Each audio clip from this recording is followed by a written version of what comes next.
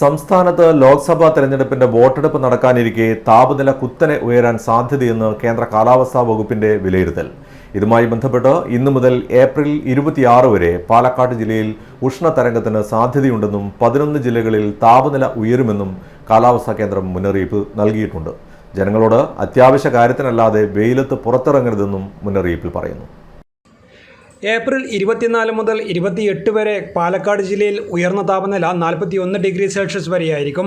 കൊല്ലം ജില്ലയിൽ ഉയർന്ന താപനില 39 ഡിഗ്രി സെൽഷ്യസ് വരെയും, തൃശൂർ, കോഴിക്കോട് ജില്ലകളിൽ ഉയർന്ന താപനില 38 ഡിഗ്രി സെൽഷ്യസ് വരെയും, ആലപ്പുഴ, പത്തനംതിട്ട, എറണാകുളം, കോട്ടയം, കണ്ണൂർ ജില്ലകളിൽ ഉയർന്ന താപനില 37 ഡിഗ്രി സെൽഷ്യസ് വരെയും, തിരുവനന്തപുരം, മലപ്പുറം, കാസർഗോഡ് ജില്ലകളിൽ ഉയർന്ന താപനില 36 ഡിഗ്രി സെൽഷ്യസ് വരെയുമായിരിക്കും.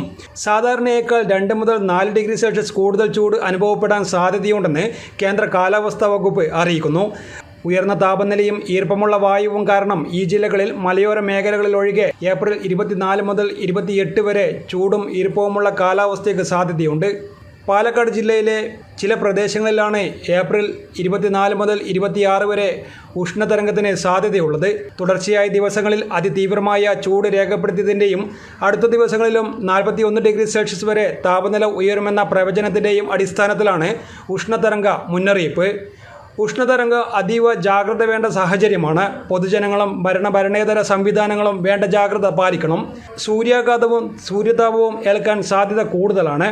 സൂര്യാഘാതം മരണത്തിലേക്ക് വരെ നയിച്ചേക്കുമെന്നാണ് മുന്നറിയിപ്പ്. News desk, city news.